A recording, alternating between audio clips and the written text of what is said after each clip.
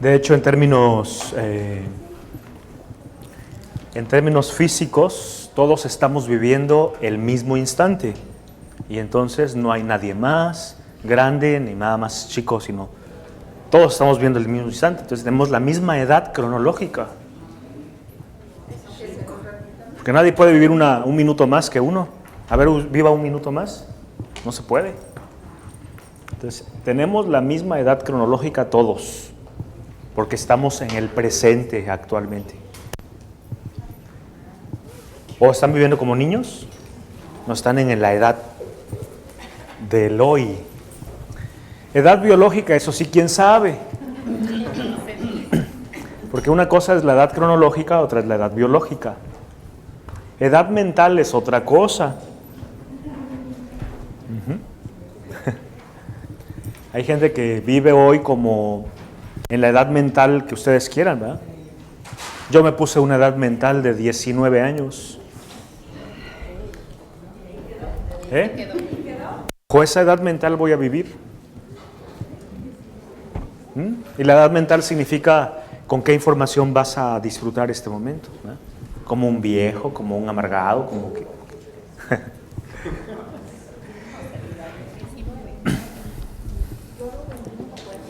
Y la edad cronológica, la edad biológica se puede calcular de otras formas, ¿verdad? Ahí ya veremos eso.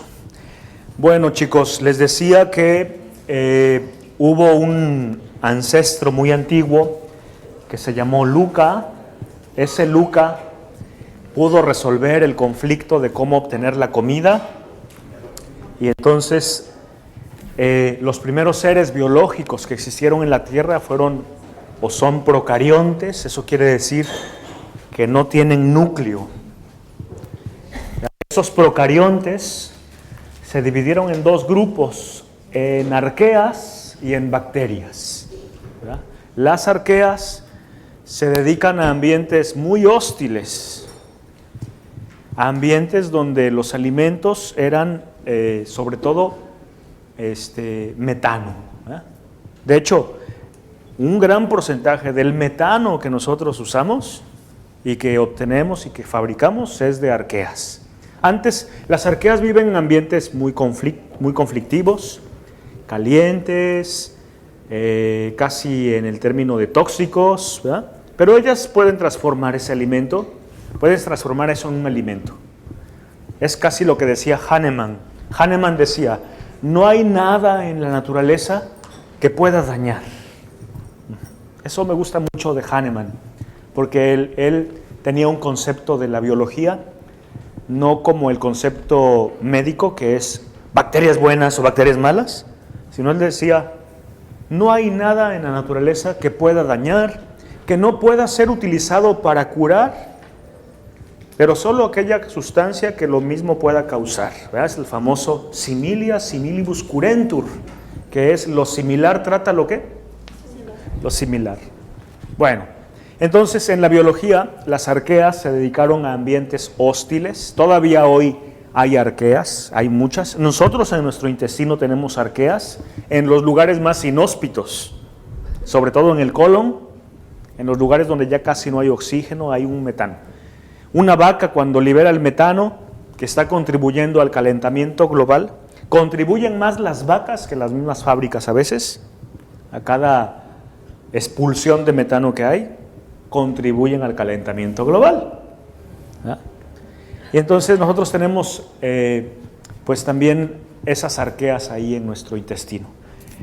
El otro grupo que son las bacterias, que son más diversificadas, entonces tuvieron que resolver esas circunstancias, ¿verdad? Bueno, vamos a dibujar ahorita a Luca. Me voy a detener en esto porque de aquí vamos a entender el sistema ontogénico de los microbios. Aquí tenemos a Luca. Esta vamos a llamarle la Luca mayor. Y Luca, bueno, tenía hijas, y esta hija, Luca 1, eran los clones de Luca, sabían comer, vamos a poner el alimento más antiguo que hay, sabían comer azufre. Entonces comían azufre y listo, ya se resolvía la situación. pero había un momento en que se acababa el azufre y entonces hacían un conflicto que se llama ¿qué? Carencia, ¿no? Claro, ellas tenían que detectar el nivel de azufre para saber si había mucho y si había poco.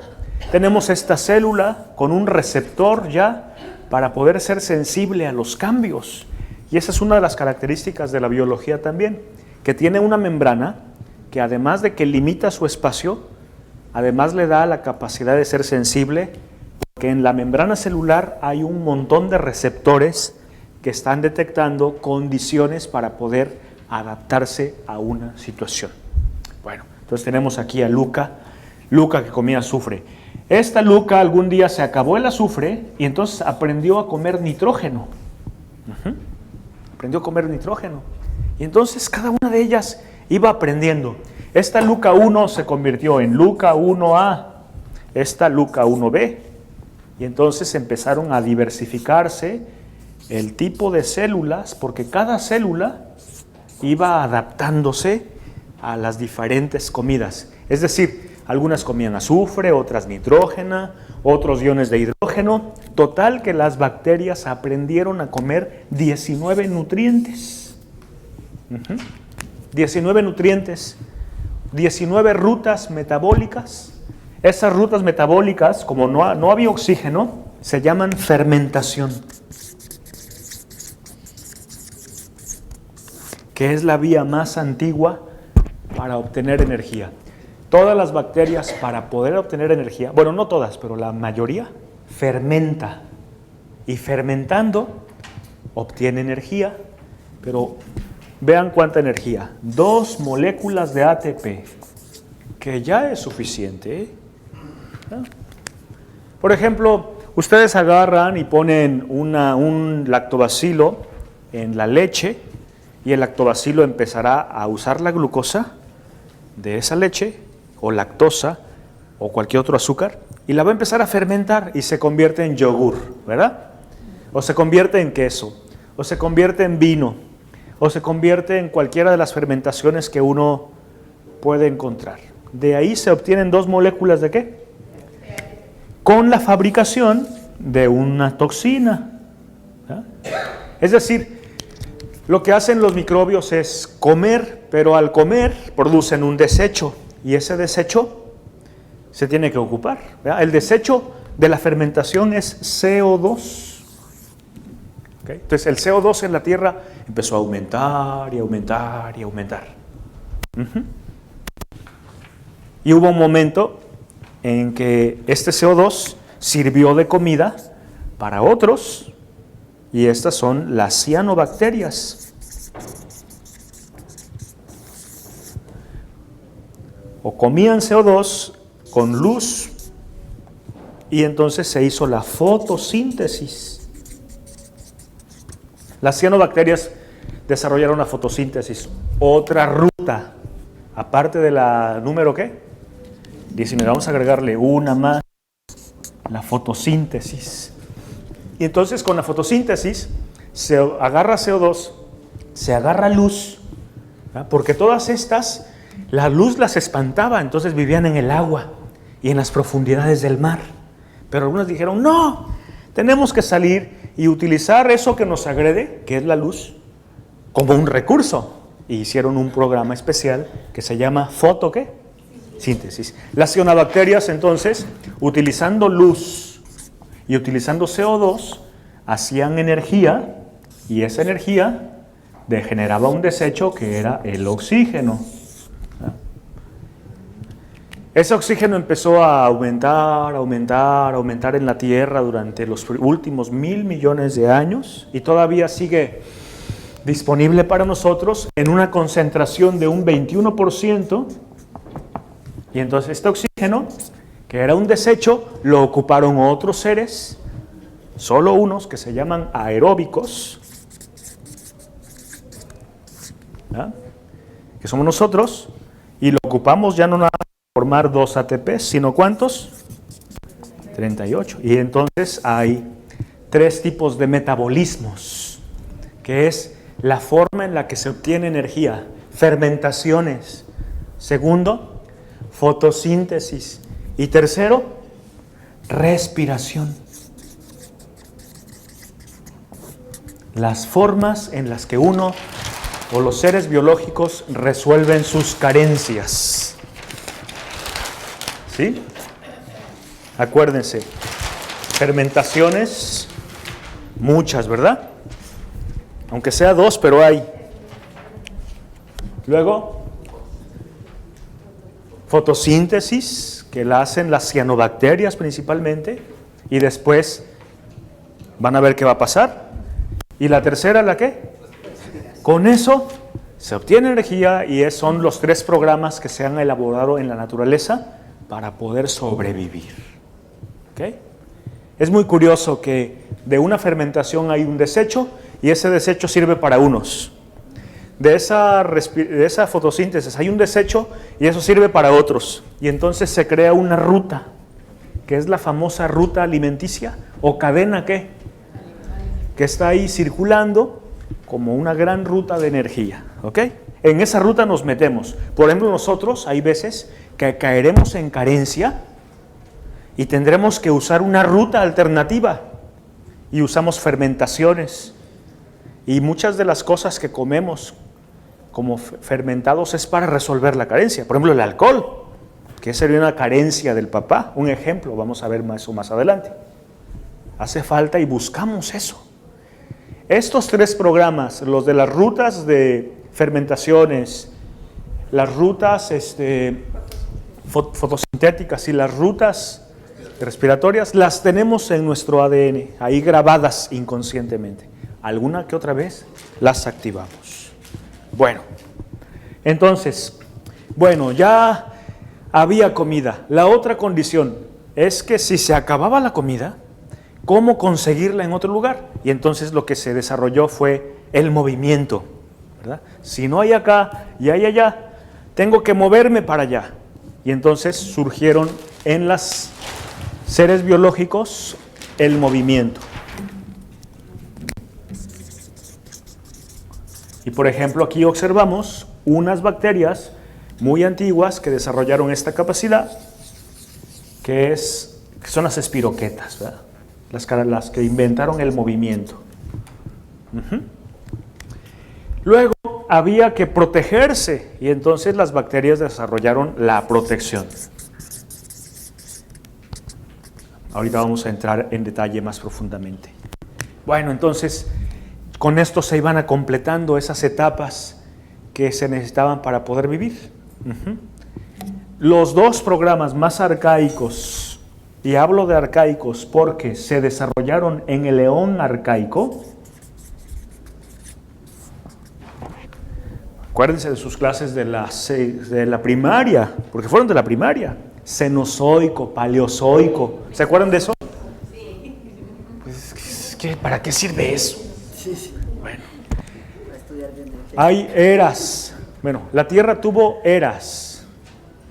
Luego tuvo eones. Y luego periodos, ¿verdad? Ya ni se acuerdan. En fin. Pero hubo un periodo que es el periodo arcaico.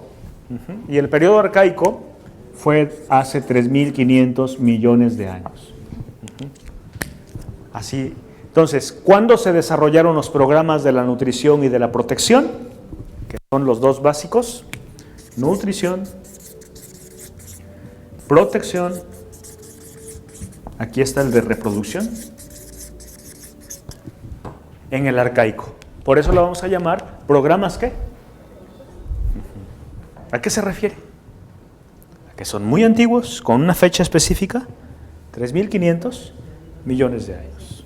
Bueno, algo que aprendieron las bacterias, miren, voy a dibujar otra vez las bacterias, y de hecho nosotros aprendemos de ellas también, es que aquí tenemos a la luca antigua y la diversificación que existen de Luca 1, Luca 2, Luca 3, Luca 4, Luca 5, la definió la adaptación.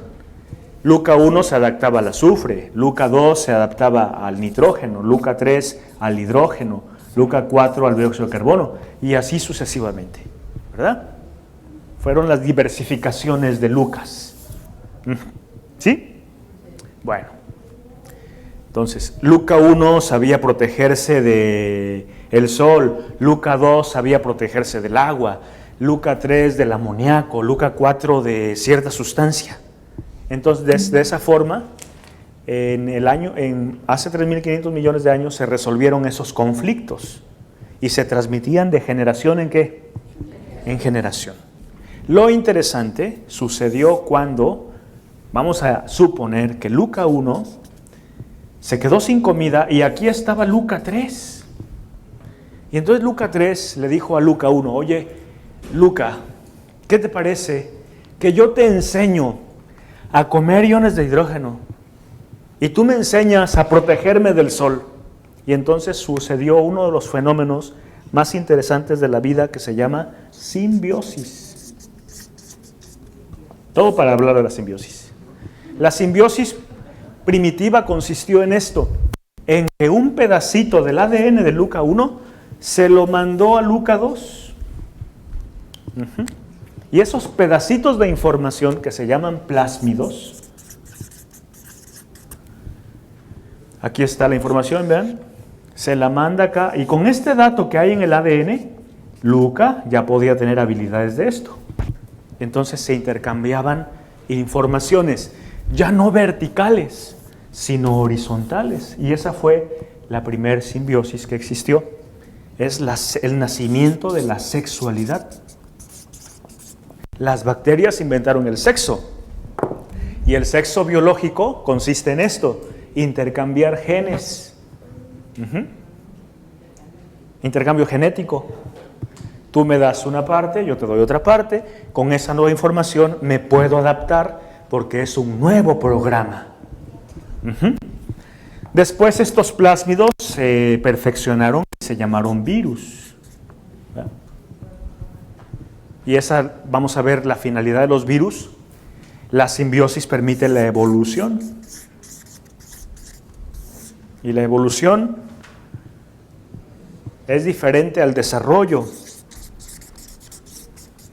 La evolución consiste en adaptarse a nuevas condiciones, ¿verdad? La evolución es necesaria, o fue necesaria para poder sobrevivir, porque esto permitió, si tú tienes cambios en tu vida, pueden ser de dos tipos. Bien, vamos a poner los cambios que pueden suceder en nuestras vidas. Cíclicos.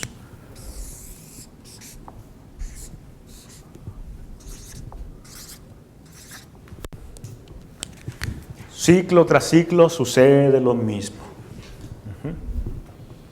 Esa es una forma en la que pueden suceder los cambios, en forma de ciclos. Para esto se requiere memoria biológica.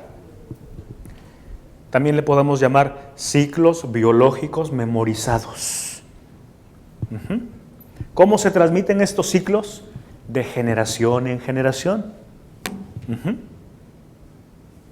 Cada vez que una célula da una hija, le manda su memoria en el ADN. Y esta memoria se puede activar en forma de ciclo biológico memorizado. Por ejemplo, las niñas, en ciertos grupos, a los 12 años llega la regla, ¿no? La niña está ahí contenta y el hipotálamo dice, bueno, siendo las 18 horas con 6 minutos, ha llegado la hora de que se libere la hormona folículo estimulante y luteinizante. Ahora, porque así le pasó a tu mamá, a tu abuela, a tu bisabuela, a tu tatarabuela, a tu pentabuela, a tu sextabuela, a tu abuela chosna, que es la que está más allá. Porque esas abuelas tenían que desde temprano tener hijos, si no se les morían los niños. Entonces esa niña es a los 12 y ¡pum! El ovario empieza a liberar estrógenos y empieza el ciclo reproductivo. Y otras niñas los hacen a los 14, otras niñas a los 18, ¿no? Otras niñas a los 10. Está la niña más, la que se ha embarazado. ¿Cuál creen que ha sido la niña más pequeña que se ha embarazado? De 5 años, en Perú. Es la niña más, vamos a llamarle precoz, de un embarazo registrado a los 5 años de edad? ¿Por qué le hacen? Porque no es normal, porque sus ciclos biológicos memorizados son normales para ustedes. ¿Tuviera su ciclo tan pequeño, a los 5, como para poder reproducir? La biología hace memorias y de ahí despierta reacciones, pero no quiere decir que sea la regla. Las niñas hacen estrógenos el primer día en el que nacen. Es más, algunas niñas pueden reglar el primer día que nacen. Claro que sí. ¿A poco? Claro. Estudié en pediatría y hay unas niñas que reglan el primer día una vez y ya no reglan otra vez hasta los 12 años. Puede suceder. Todo puede suceder en esta vida. Son los ciclos biológicos que memorizados que van a estar generando la misma respuesta, porque se estableció un programa biológico memorizado. Hay otros ciclos. El ciclo evolutivo, este sería así.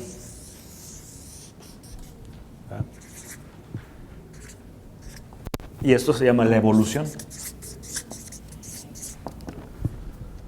Un ciclo biológico que se adapta y que da una nueva respuesta en forma de una innovación. El problema de la biología es que cuando algo se repetía, hay algo muy interesante que ustedes deben saber en este mundo, y es que todo va a cambiar algún día. Puede parecer que todo está normal y sucede igual otra vez. No, algún día, tarde o temprano, las cosas cambian, y esa es una palabra clave en la conflictología. A eso le vamos a llamar cambio en la realidad.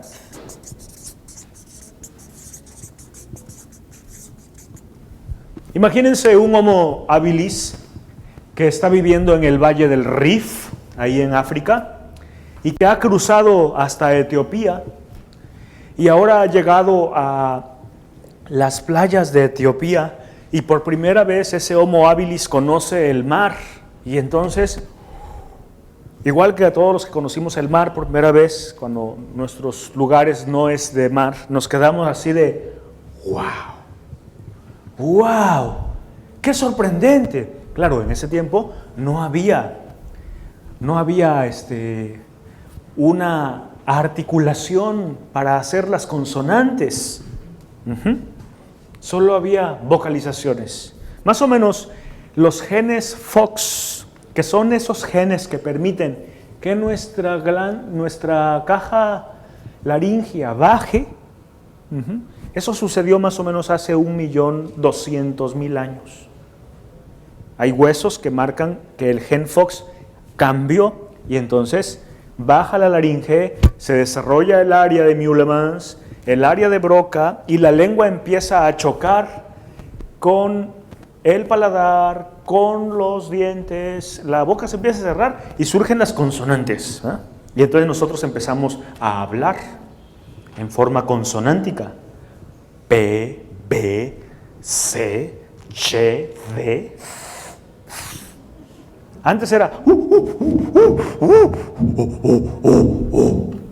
eran puras vocalizaciones, A, E, I, O, U, ¿ya? Como lo hacen actualmente los homínidos.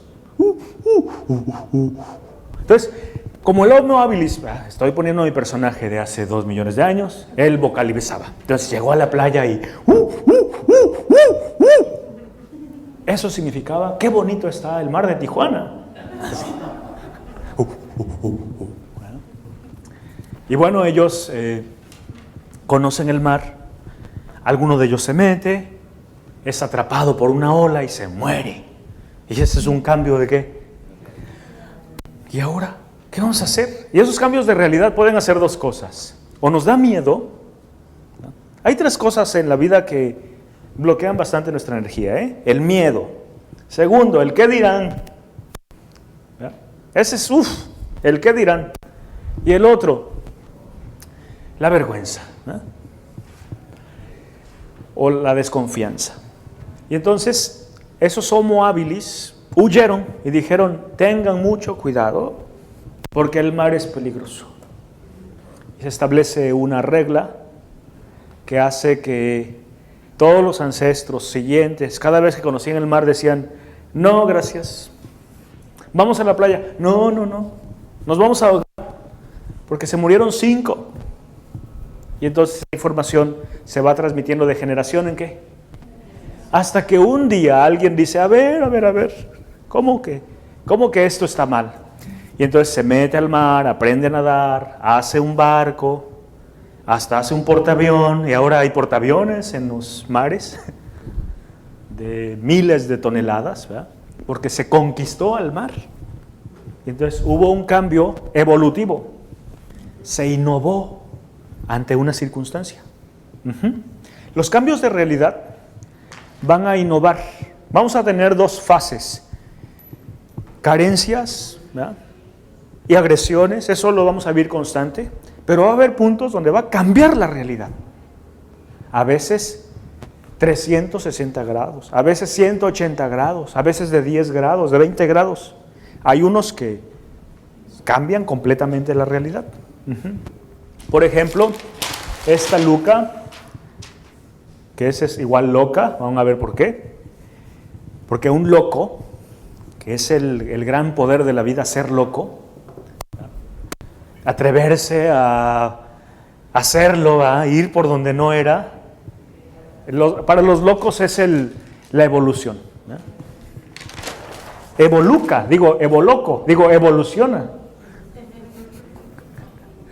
Son un juego de palabras. Bueno, entonces las innovaciones en la biología tienen una base, y la base es la simbiosis. ¿Qué quiere decir? Que esta le dijo, oye, no, ven, no te va a pasar nada, hombre. Que dicen que el nitrógeno es muy peligroso. Que no, yo te voy a enseñar cómo. Te va a gustar. Y entonces empezaron a hacer simbiosis y de ahí nació las innovaciones. De hecho, hay una frase que vamos a ocupar mucho, que es la innovación. Esa la diseñó una científica que se llama Lynn Margulis. Aquí está. La simbiogénesis es la fuente de la innovación en las evoluciones. Y no solo hablo de la evolución biológica.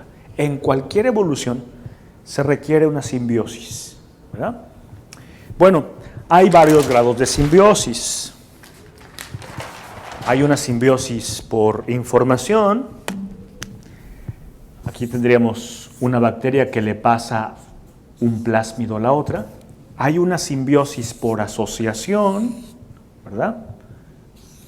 Trabajan juntas como un grupo, pero no se mezclan, es juntos pero no revueltos. Y hay una simbiosis mayor que se llama endosimbiosis, donde un organismo aloja a otro organismo. Claro, las simbiosis tienen una regla, y esa se llama la ley de la reciprocidad.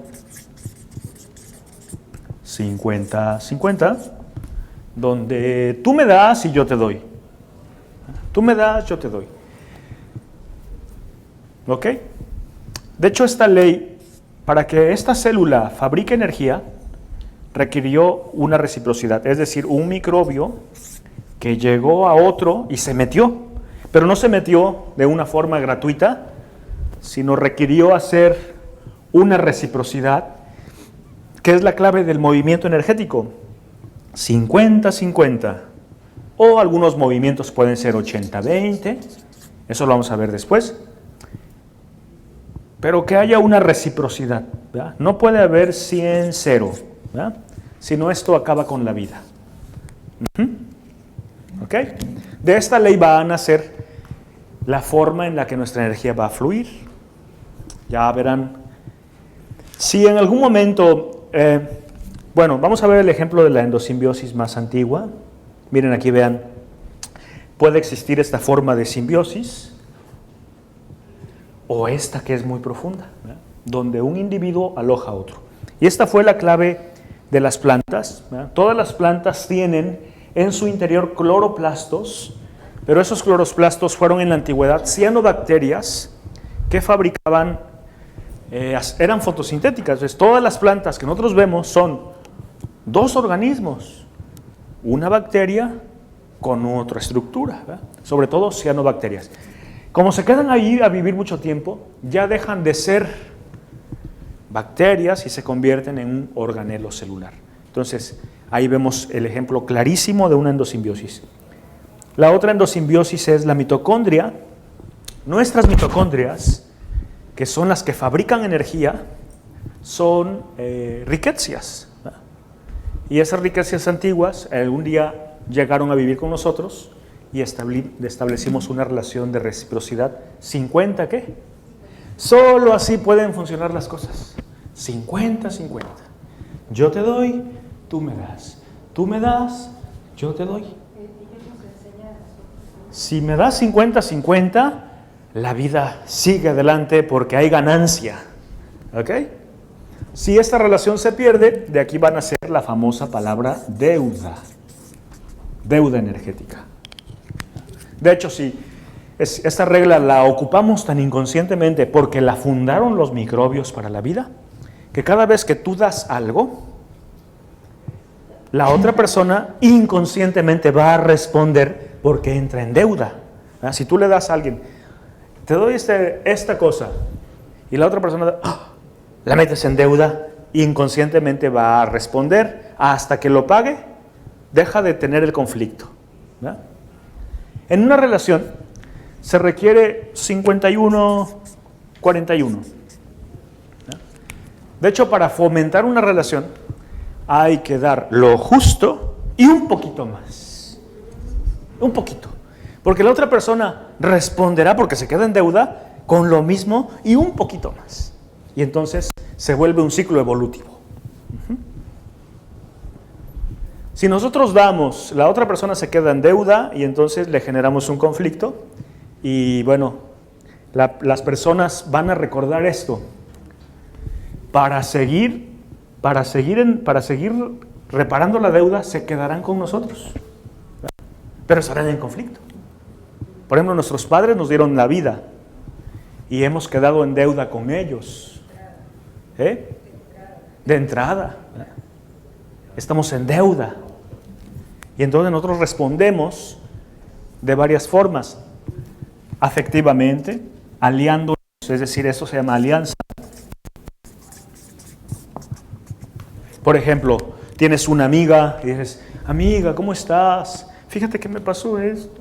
Ese viejo desgraciado me hizo esto. Y tu amiga, ay, sí, pero mira, ¿quién es? No, pues tal nombre. Uy, pero... Y entonces se alía contigo porque es tu amiga. Si se alía, entonces dices, wow, es parte de mi grupo. Pero si tu amiga te dice, no, estás mal, tú vas a decir, pero mira, no me escuchaste, bye. Entonces, nosotros para compensar lo que nos dan, nos aliamos emocionalmente, ¿verdad? Queremos sentir algo de las personas. Por ejemplo, si le hacen algo a los mexicanos en Estados Unidos, nos aliamos con ellos y también nos enojamos. En el caso de los niños, cuando papá se enoja o mamá se enoja o tienen conflictos, ellos se alían con ellos reproduciendo su mismo conflicto, ¿verdad? Por eso los niños se enferman mucho, porque se alían con papá o mamá para pertenecer. De aquí viene la famosa regla de pertenencia. La otra deuda, como ellos no pueden pagarlo, porque los niños no pueden pagar nada, será estar cerca. Es otra forma de reparar las deudas. Y van a ver cómo ciertos virus y ciertas bacterias se activarán cuando estamos en una deuda. Bueno, ¿cómo pagar la deuda con nuestros padres? Teniendo hijos, así de fácil. Y los que no tienen hijos, haciendo algo por la humanidad o respondiendo de otra forma, ya se salda. Ahora, en lo negativo, cuando alguien nos hace algo, uno también responde, pero hay que responder menos. Y de esa forma va uno desactivando el conflicto. Si no respondes, te quedas en deuda. Tanto en lo positivo como en lo negativo. ¿Verdad? Alguien va en la calle y te mienta la madre. Ti, ti, ti, ti, ti, ti, ti, y tú te quedas en deuda, ¿verdad? Y tú dices, ¡ti! Se le respondes, ¿verdad? Porque si se queda sin responder, te afectas y andas, no, y llegas con los demás, oigan, ¿qué creen que me hicieron esto, me hicieron aquello? Ya se acabó. Porque pude responder, pero si me quedo callado, entro en conflicto. Bueno, no te quedes callado, responde, pero no en la misma intensidad, porque si no el otro también igual. Es una ley de reciprocidad. Responde en menos. No. En una relación va a haber de esas dos energías. Y entonces, oye, pero te estoy hablando. ¿Qué me estás diciendo? Pero tú, ¿cómo sabes que hay que bajarle? No, pues ahora, pues a ver qué. Tú pones así. No, pues sí. Sí. Vamos a pelear. Pues vamos a pelear. Y le bajas un poquito para que se vaya deshaciendo ese conflicto energético, ¿verdad? Pero no te quedes sin responder. Si no, te quedarás en un conflicto de energía ahí que se va a llamar bloqueo. Eso es un conflicto muy interesante que vamos a estudiar en los conflictos relacionales y van a ver cómo van a comprender esto de una forma más profunda, ¿verdad? Entonces, la simbiosis, el doctor Goiz encontró que la simbiosis es algo interesante en la vida y uno cuando hace un conflicto, en la profundidad del conflicto va a haber bacterias que están trabajando en simbiosis para generar el fenómeno que se está presentando. ¿Ok? Ese sería el tercer principio del par biomagnético. El cuarto, que es más sencillo, se llama ley de cargas. Y eso quiere decir que para una carga positiva hay una carga ¿qué? Negativa. Esto tiene mucha profundidad. Y eso quiere decir que todas las experiencias de la vida, cualquiera, incluso las más positivas y las más negativas, tienen una parte positiva y una parte ¿qué? Negativa. Todo. Todo.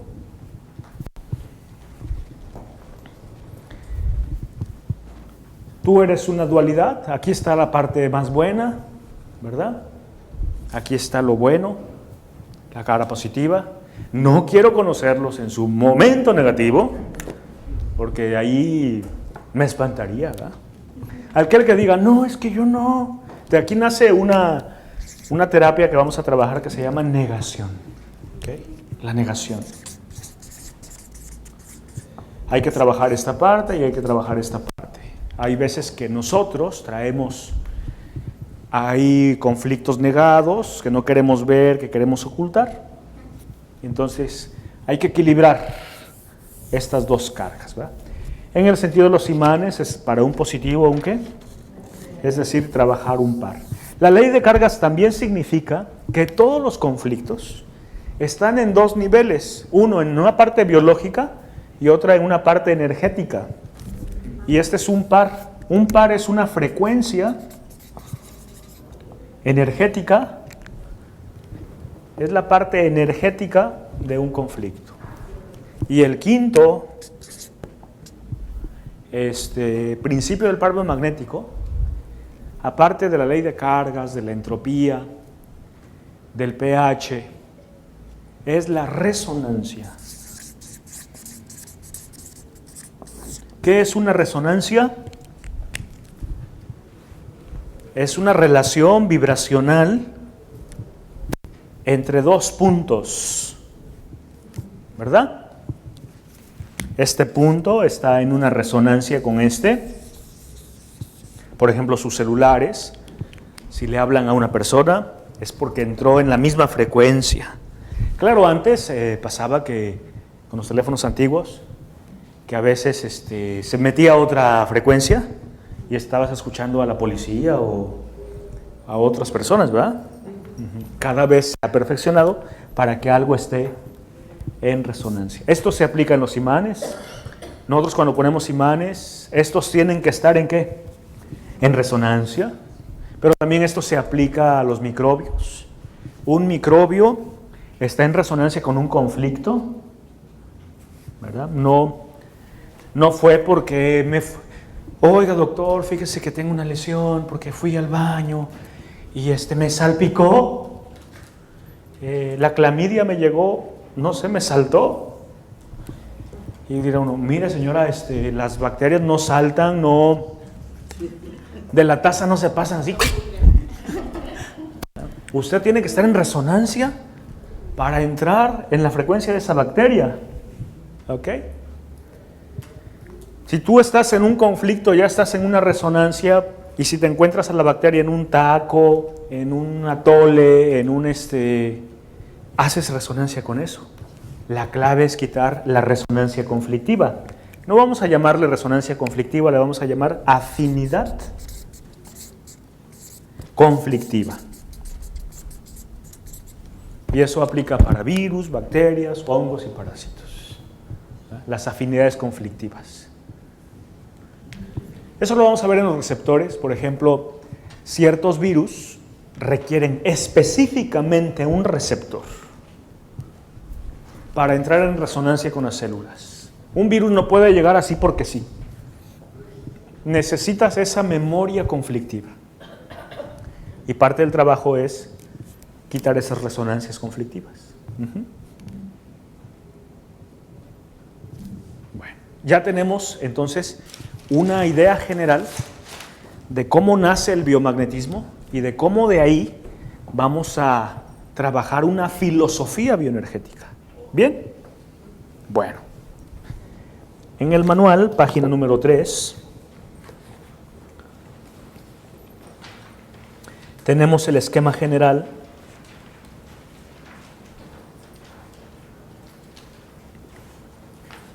de un conflicto biológico. Los dos primeros grandes conflictos son la carencia y el exceso. ¿Ok?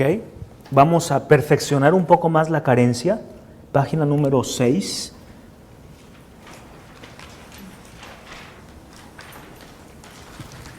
Si ustedes quieren señalar con un asterisco, el 1 y el 2 se llamarán conflictos biológicos arcaicos.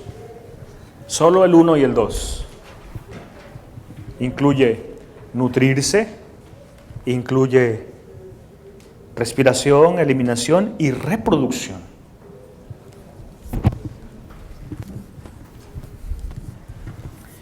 El conflicto arcaico número 2 sería la agresión, que le vamos a llamar ataque a las corazas o a la integridad. ¿De conflictos? Sí, el 1 y el 2 serán conflictos arcaicos. Ya saben por qué, porque son demasiado antiguos. Esos dos conflictos los compartimos con todo lo vivo. Todo lo que esté vivo tiene esos dos conflictos. Ahora, vamos a perfeccionarlos aún más. Página número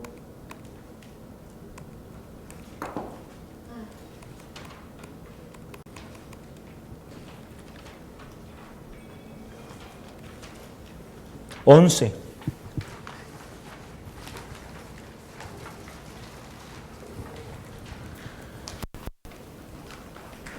Tenemos un sistema nervioso que se va a especializar en resolver esos conflictos arcaicos. La primera estructura cerebral es el tronco cerebral. Ese tronco, aquí sería el conflicto número 1 y ese sería el conflicto número 2. El 1, la nutrición. ¿Okay? Y entonces vamos a tener tejidos especiales para poder resolver cómo comer, cómo obtener la comida y cómo sobrevivir. Y miren, todos estos tejidos que están en esta página, amígdalas, boca, duodeno, estómago, hígado, glándulas lagrimales, salivales, gónadas, hipófisis, yeyuno, todos esos tejidos van a permitirnos este movimiento, recibir la comida. Miren, en la antigüedad, vamos más allá todavía, página número Vamos a irnos muy allá, 44.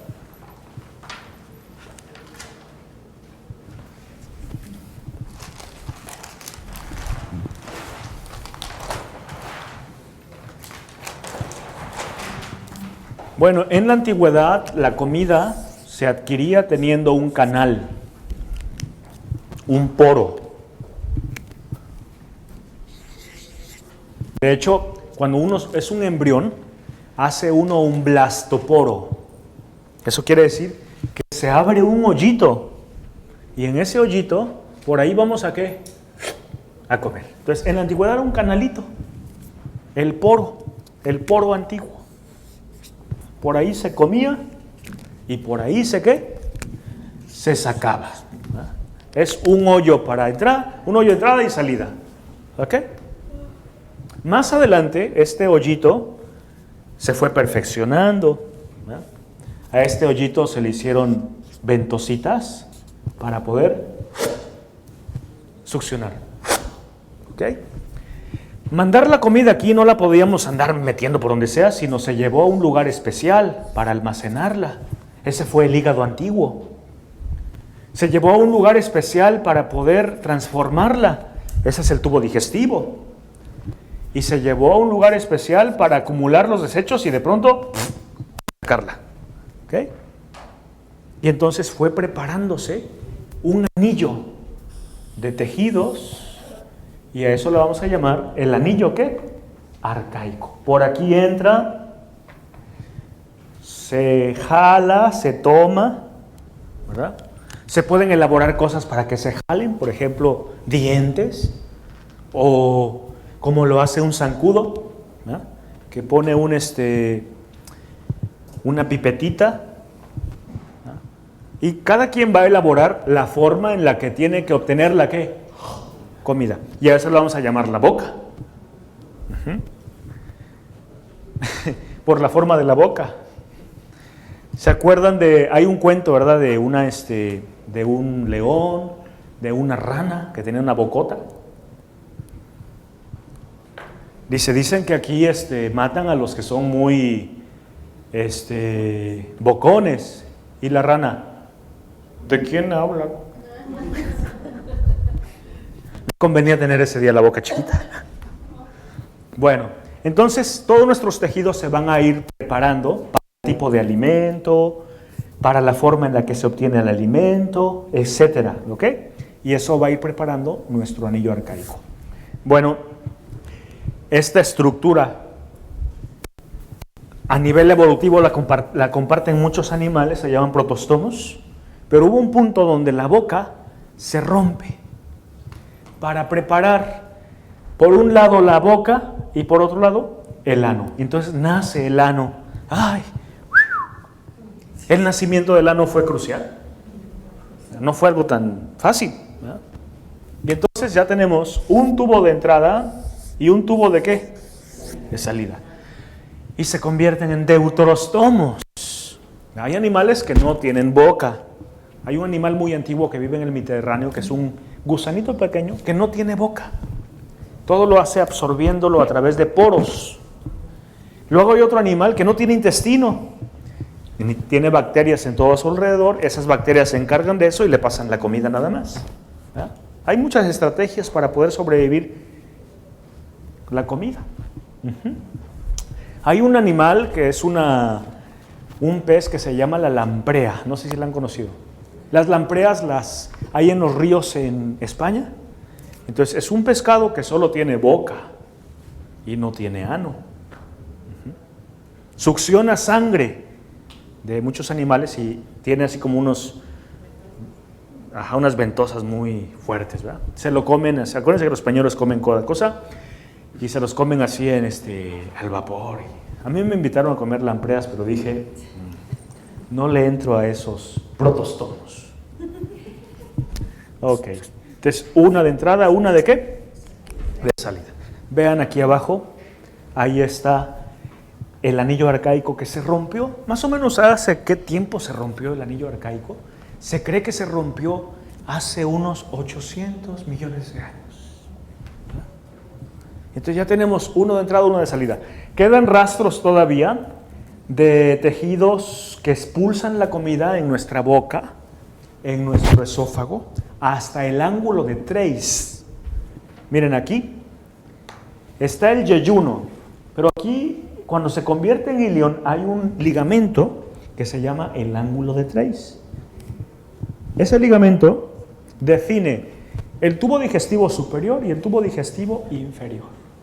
Y entonces, si hay algo que no nos gusta, que está arriba del ángulo de Treis, lo sacaremos en forma de una reacción que se llamará vómito. ¿Ok? Todo lo que esté arriba del ángulo de Treis. Entonces nuestra boca también puede funcionar como un ano, expulsando la comida. Todavía tenemos tejidos que pueden hacer ese proceso. El mismo epitelio que hay en la boca es el mismo epitelio que hay en el ano, porque es la misma estructura biológica. ¿Ok? Bueno. Entonces, ¿para qué nos sirve este tubo? Para tomar, digerir, asimilar, transformar. Todo este lado es ¿para qué? Expulsar, sacar lo que ya no nos funciona. Aún acá se lleva a cabo algo de asimilación y entonces se completaría el famoso anillo arcaico, que vamos a ponerle unas palabras para que recordemos. Miren, yo voy a dibujar el anillo arcaico, solo así, no tan perfeccionado.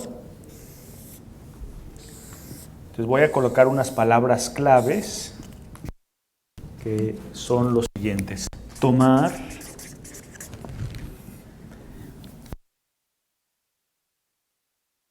digerir, transformar,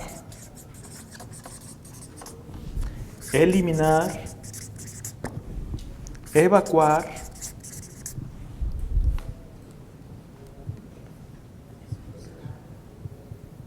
ya.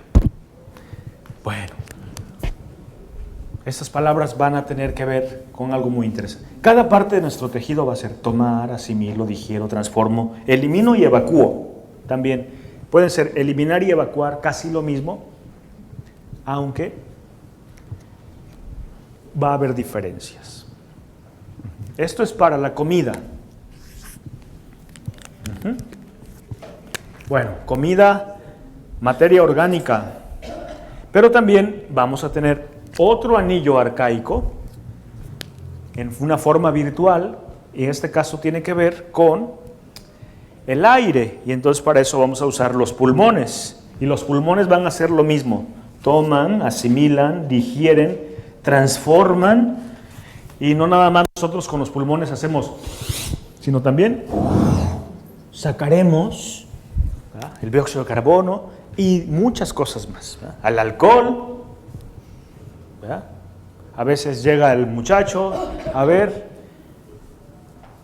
¿a dónde te fuiste? Pues a ningún lado, papá. Ay. A ver, acércate y dices, ¡as! Hijo. A ver, dime, sóplame, y tú. Estás hasta expulsando el alcohol por la respiración. Muchos ácidos volátiles, como por ejemplo los famosos cuerpos cetónicos, si no los podemos expulsar por la orina, los expulsamos por los pulmones. Entonces huele el aliento a manzanas dulces. Por ejemplo, un diabético, su aliento huele a manzana dulce. O la urea, puede salir a veces ciertos residuos de urea por la respiración. Entonces el paciente urémico cuando habla huele a urea, ¿verdad? Entonces también el tejido respiratorio es un órgano que hace estas funciones. Y por último, el riñón. ¿Ok? El riñón cumple esa función. En este caso, nos ayuda a tomar un ingrediente, que es un alimento que se va a llamar el agua. ¿Ok? Entonces tenemos nutrientes, oxígeno y agua. 3 elementos claves para resolver nuestras carencias. En el caso del riñón, vean, aquí está el riñón. Estamos en la página número ¿qué? 44. Lo estamos estudiando muy sencillo. Se Sin embargo, esto para mí me ha ayudado a resolver una de conflictos. Vean aquí el riñón, tiene una parte donde se transforma esos líquidos, que es la corteza renal, pero hay un tejido que está acá, que está en amarillo, que se llama túbulos colectores. Esos túbulos colectores se encargan de nivelar el agua que hay en nuestro cuerpo. Si hay poca agua, la detienen para que no entremos en carencia. Si hay mucha agua, ¿qué? La eliminan o la evacúan para que no nos intoxiquemos de agua, porque también nos podemos intoxicar de agua. Bueno, de estos hay un nivel de carencia. El que es así súper importante, que no puede faltar ni 5 minutos, vamos a ponerle en grados, el oxígeno, ¿verdad? Y entonces, aquí tienen 3 órganos, miren, en la página 44. Alveolos pulmonares, que se encargan de resolver la carencia, ¿qué? De oxígeno. Luego, el siguiente sería el riñón, ¿sí? Que se encarga del agua, ese es el número 2. Y por último, el hígado, que en él resumiríamos los nutrientes. Una carencia de estos, una carencia va a activar estos 3 órganos. ¿Bien? Bueno. Ahora, vamos a entrar un poquito más profundamente. Como las células aprendieron a resolver algo, todas las células aprendieron a resolver algo, que viviendo en grupo podían resolver mejor la situación. Esa es la famosa simbiosis. Ven, aquí hay 1, 2, 3, 4. Esa sería una simbiosis. Entonces, en la biología se observó que si las células viven en colonias, pueden sobrevivir más. Porque una se dedica a una cosa, otra se dedica a otra cosa, otro se dedica a otra cosa. Y entonces aquí hay una palabra clave, la tribu.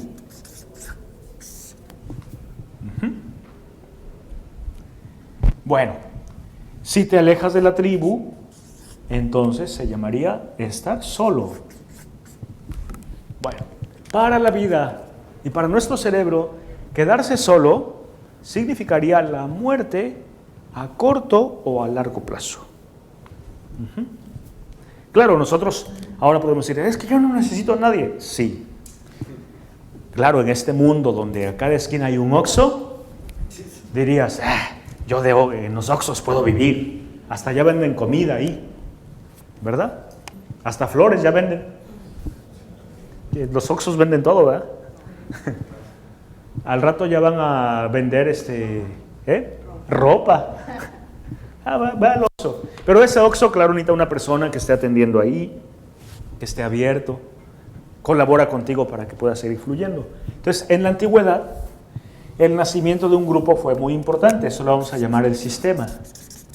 ¿Sí? El sistema tribal, que más tarde se va a llamar en familia o sociedad. Aquí va a haber un misterio muy interesante con unos virus. Bueno, formar un grupo tiene sus ventajas. Vives. Imagínense un niño, nace, es vulnerable y entonces para poder sobrevivir necesita a su mamá y a su ¿qué? Esa es la primer tribu, la más básica. Un niño con su papá y su mamá. El famoso triangulito, ¿verdad? Bueno, si eres un poco más grande, pertenecer a la tribu te da una protección, que es la otra característica. Se asociaban todos para ir a matar al mamú y se obtenía comida. Y entonces todos participaban. Entonces, este conflicto, de aquí vamos a desarrollar 3 sensaciones. Uno es quedarse en soledad. Significaría, estoy alejado del grupo, me quedo en soledad, no puedo hacer un grupo. La otra, la vulnerabilidad. por abandono del grupo, porque estoy solo, y el otro programa es fuera de lugar, porque el grupo me expulsa o no puedo ser parte del grupo. Estas tres conflictos también son muy antiguos: la soledad, la vulnerabilidad y estar fuera de lugar. Todos ellos, a corto o a largo plazo, significarán la muerte. De hecho, activarán la muerte.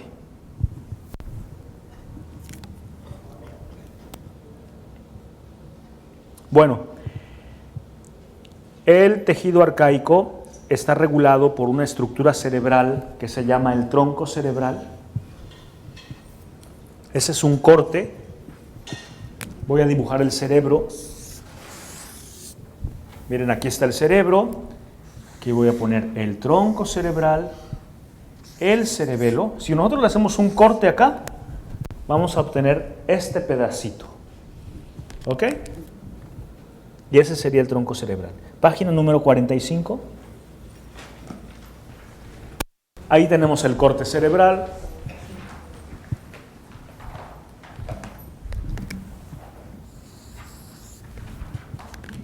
Es nuestro cerebro más antiguo.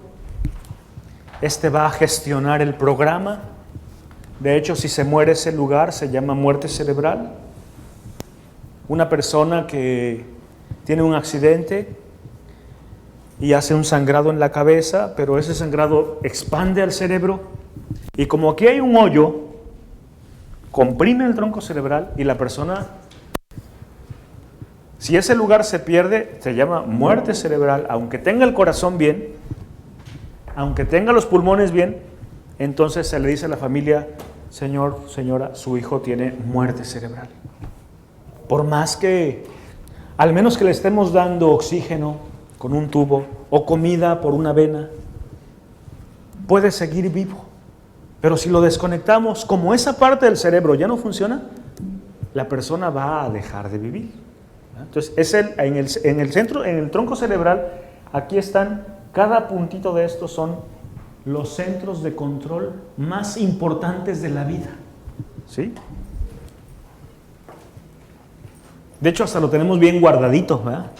Todos los huesos que están acá en la nuca se llaman la roca del temporal, porque puedes agarrar un marro y golpear en la roca del temporal y el marro se regresa, ¿verdad? Porque está tan duro, ¿verdad? Porque ese lugar es un lugar que súper importante, ¿verdad? Si se muere el tronco cerebral, dejamos de existir, porque es la base de la vida. Puede morirse puede lesionarse el hemisferio cerebral derecho, el izquierdo, el tálamo, ¿verdad? El cerebelo, y seguimos vivos, ¿verdad? Entonces, ¿qué hace el tronco cerebral? Gestiona la supervivencia. Y en cada centro neurológico va a tener las instrucciones para comandar ese movimiento primario, que es conseguir la comida. Miren, página siguiente. Vamos a irnos hasta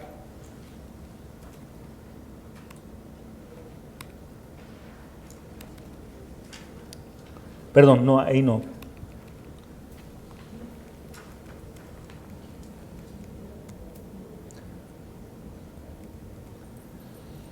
Página 48.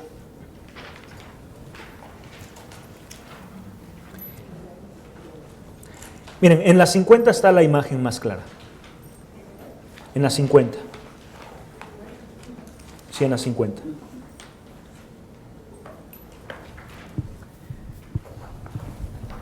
Aquí tenemos un hígado. Toda la sangre que le llega al hígado le llega de los intestinos, excepto de la región lingual y de la región rectal. Si tú comes algo, llega al esófago. Si se absorbe en el esófago, llega al hígado, hasta abajo, excepto el recto. Por eso, si se mete una medicina abajo de la lengua, se salta el hígado. Y si lo meten en el recto, se salta el hígado, llega rapidísimo. Es decir, toda la sangre que está en los intestinos terminará en el hígado. Entonces, tubo digestivo e hígado son una misma cosa. Y entonces, se mete el alimento, se transforma, pero tiene que ir el hígado para que el hígado se convierta en un nutriente todavía más poderoso. Por ejemplo, nosotros comemos un pan, ese se digiere en carbohidratos, pero el hígado lo va a transformar en un alimento ya específico para las células, ¿verdad? Bien, miren, en el hígado hay esta estructura interna, una red de venas, arterias, conductos biliares para transformar la comida. Y entonces el hígado se encarga de transformar todos los nutrientes, ¿verdad? Bueno,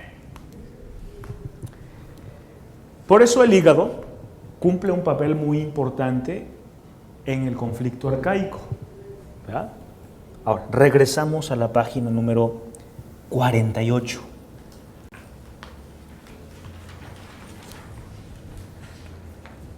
Aquí hay un misterio más. Hay un gráfico que está en la página 48.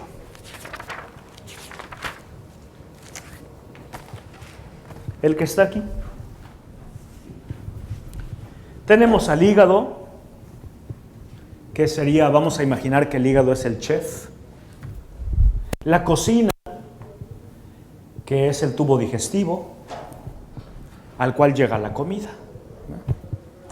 Pero un chef sin ayudantes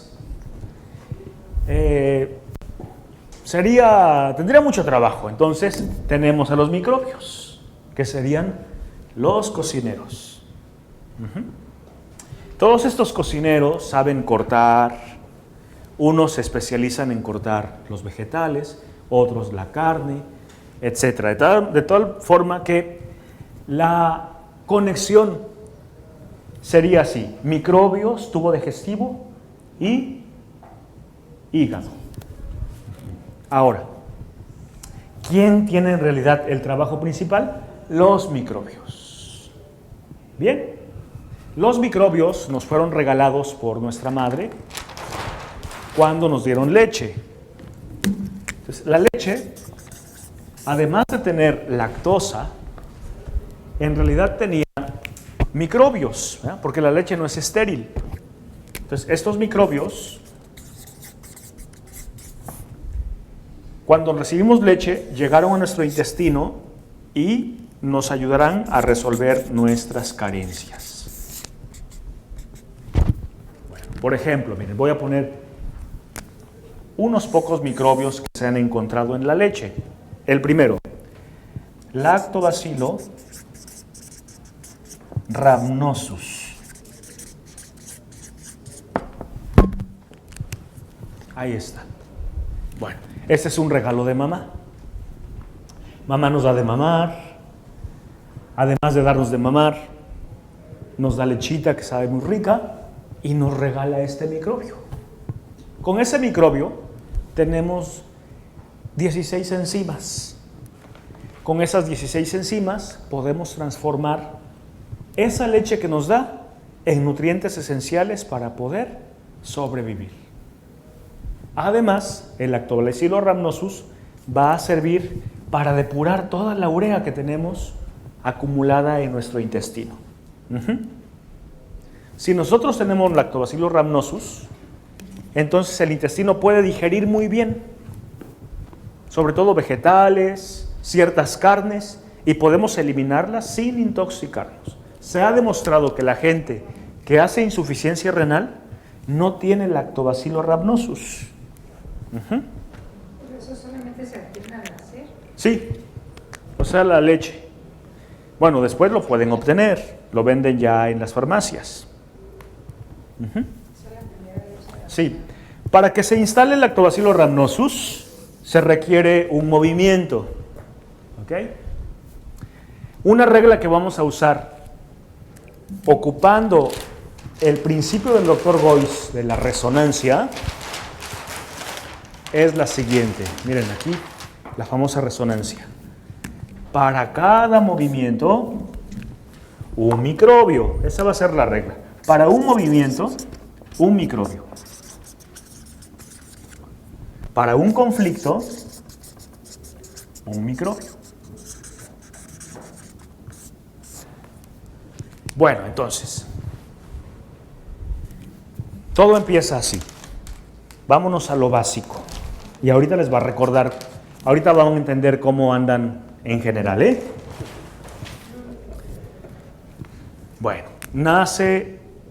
Bueno, aquí está mamá. Ahí está mamá, contenta. Un día tiene relaciones con su pareja y nace un bebé, ¿verdad? Y bueno, ya está el bebé ahí, pero el bebé necesita algo. Vamos a ver los 3 ingredientes que se necesitan en la vida. Primero, un vínculo. Ahí está. Bueno, para que nazca un bebé, tiene que vincularse el esperma con el óvulo, porque si no, no, ¿verdad? Si no, sería una clonación. Pero hasta ahorita solo se han podido clonar ciertos animalitos con una sobrevida más o menos medianona y después un montón de enfermedades. Pero si lo vamos a términos así biológicos, el esperma llega con el óvulo, se hace un vínculo genético y eso quiere decir que con nuestros padres tenemos un vínculo indisoluble. La mitad de su ADN la tenemos de papá y la mitad ¿de quién? De mamá. Bueno, entonces aquí tenemos un vínculo indisoluble. Por más que tú quieras decir, no, es que no me gustan, yo no los elegí. Te aguantas. Es tu padre y es tu ¿qué? Y detrás de tu madre hay otros 2. Y detrás de tu padre hay otros ¿qué? Y 2, y 2, y 2, y 2. Y entonces lo único que te hicieron ellos fue regalarte una hebra de ADN nueva, original, única e irrepetible, para que tú la administres como quieras. Porque lo que sí somos de este vínculo es una combinación única de ADN. ¿Ya? Tienes un poco de papá y de mamá, pero tu ADN es tu huella personal y eres original. ¿No? Combinación de un montón de gente. Se combinó y dijeron, mira, aquí salió una nueva hebra, de aquí vas a nacer tú. Tú haces con el ADN lo que quieras, ¿verdad? Le vamos a llamar así. El ADN es información que espera ser develada.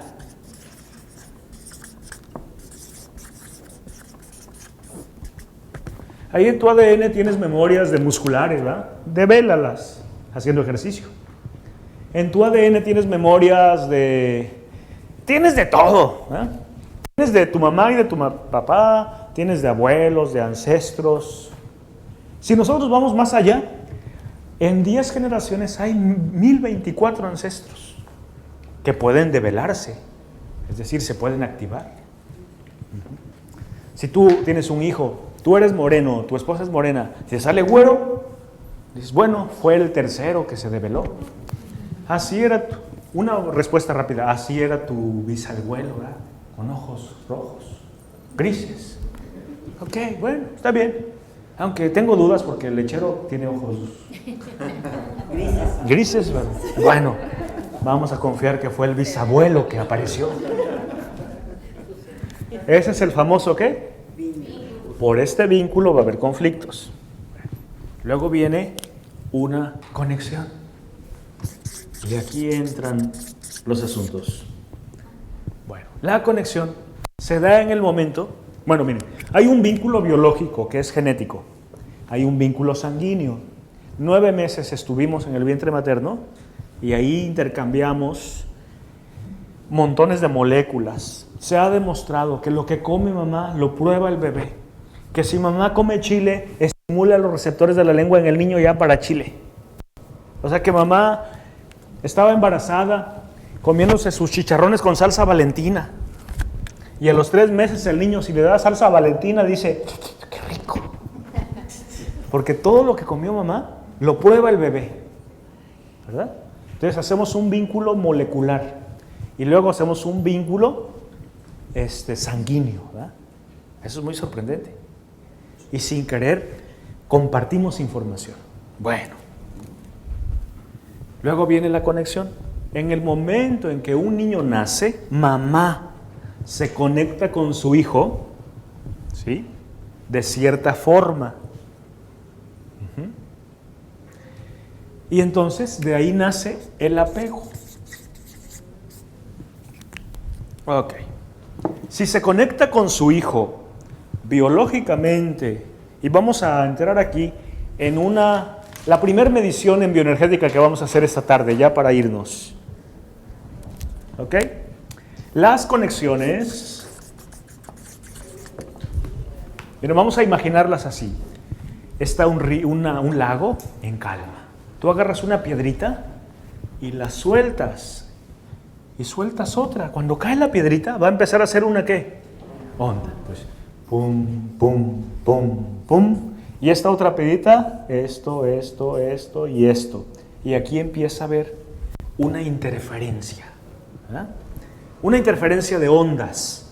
Esto se da en el sonido, se da en la electricidad y se da en la energía. Y esta interferencia puede volverse constructiva. Eso quiere decir que esas frecuencias empiezan a sumarse y crean una resonancia. Y si esa resonancia se equilibra, entonces se crea un espacio. Y de ahí nace la palabra campo. Un campo. De hecho, para hacer un campo energético, tiene que haber dos lugares donde se estén emitiendo frecuencias. Por ejemplo, en la música, de un do a otro do, que son 8 escalas, como están en resonancia, suenan armónicos. Entonces, las armonías, las octavas, las que desarrolló Pitágoras, son frecuencias que están armónicas y crean una música que se escucha bien. Entonces, cuando los músicos hacen música, hacen que ciertos puntos estén conectados y que estén resonantes y se escucha. Se escucha armónico, ¿verdad? O diferentes. ¿Han escuchado esa música? El heavy metal, ¿verdad? Bueno. Entonces, puede haber dos cosas en una interferencia, o interferencias constructivas o interferencias destructivas. ¿Ok? Si algo es constructivo, surge un campo de interacción y estos campos de interacción promueven cosas. Bueno, para medir la interacción en un campo, vamos a medirlo en bioenergética, ya saben muchos, de 0 a 12,000. Esta es la medida de interacción. Unidades Bobis. Bobis fue el primer bioenergético que empezó a analizar la interacción en algo. Interacciones de persona a persona, interacciones de lugar con personas. Por ejemplo, tú llegas a un lugar y haces una interacción energética. Y hay lugares que son espacios o campos de tranquilidad, espacios armónicos o espacios saludables. Y dices, mira qué bien me siento en mi casa. Y te sientes en equilibrio. Porque si no es un espacio armónico, vas a entrar en conflicto. Bueno, entonces Bobis medía que una interacción puede ser de 0 a 12,000 unidades, ¿qué? Donde la mitad eran 6,000. Eso se llamaría una interacción neutra. Donde lo que estaba abajo de 3,000 unidades Bobis genera conflicto. Inconsciente. Te sientes mal, empiezas a sentirte raro. Dices, no sé, pero es que esa persona, no sé qué tiene, pero simplemente ya trato de llevarme bien, pero no. Entonces es probable que estés en 3,000 unidades Bobis. Bueno, Bobby se encontró que 8.500 era el campo ideal. 500 para allá, 500 para abajo. O sea, ¿de 8.000 a qué? A 9.000. Les voy a poner un ejemplo. Yo cuando voy a la alberca, porque estoy haciendo eso, lo que hago primero es medir cómo estoy interactuando con la alberca. Y me mido y a veces me marca 6.000. Entonces, ¿6.000 qué significaría? Neutro. Si me marca 8.500, quiere decir que estoy conectado con el agua. Y mi cuerpo y el agua funcionan como uno solo. Disfrutas, te sientes a gusto y sales y dices, wow, qué bien me sentí. Claro que hay factores que afectan las conexiones. Y esos factores son sensaciones, conflictos, informaciones, algo. Lo ideal, por ejemplo, para aprender, tenemos que estar en espacios de 8.500 unidades, ¿qué? 500 para allá, 500 para abajo. En una relación que están enamorados, en un 50-50, o sea, no estás en deuda, serían 8.000, ¿qué? 500, si no, puede ser destructiva. Bueno, entonces, esta es la frecuencia que nosotros vamos a usar para medir una relación vibracional entre personas y objetos, personas y celular. Por ejemplo, para algunos el celular es una fuente de conflictos. Nada más verlo, están ahí temblando, ¿verdad? Que ahora estoy escribiendo un libro de los conflictos millennials. Que ahora es todo el asunto de los celulares, ¿verdad? Bueno, entonces 8.500 es la clave, menos más. Entonces mamá, cuando tiene a su bebé, lo ve y hace una conexión con él. Y hay madres que hacen una conexión de 8.500 unidades bobis y entonces se vuelven mamás. Y ellas dicen, mi bebé es todo para mí. ¿verdad? Y entonces su campo inconsciente se abre y aquí colocan a su bebé. Y no existe nadie más que bebé. Y dicen, ay, mi bebé, mi niño. Y les nace el instinto maternal, donde la mamá cuida a su bebé. Es la madre culeca. Es la gallina. Los que han tenido gallinas saben esto. Una gallinita anda normal y de pronto desaparece la gallina. Porque se fue a empollar los ¿qué? No come. A veces no va al baño. Come cada tercer día o cada quinto día. Porque ella está cuidando a su ¿qué? A sus pollitos. Y entonces a esa madre, la que está en apego seguro con su hijo, se le llama la madre tipo A. Esa mamá instintivamente le baja la leche, prepara sus microbios. De hecho, 2 semanas antes de que nazca el bebé, los microbios de mamá empiezan a fluir de su vagina, de sus riñones, de su piel, de su intestino, en células que se llaman dendríticas y las lleva a la leche. Porque cada mililitro de leche tiene aproximadamente 600,000 colonias de microbios. Que esos microbios van a servir para que ayuden a gestionar las carencias del bebé, ¿verdad? Entonces, la madre tipo A es la que le baja la leche, la que disfruta a su bebé y está tan contenta por su bebé. Y si le dicen, mira, tu bebé está bien feo. No, está bien bonito. Ay, mi niño, qué bonito está, ¿no?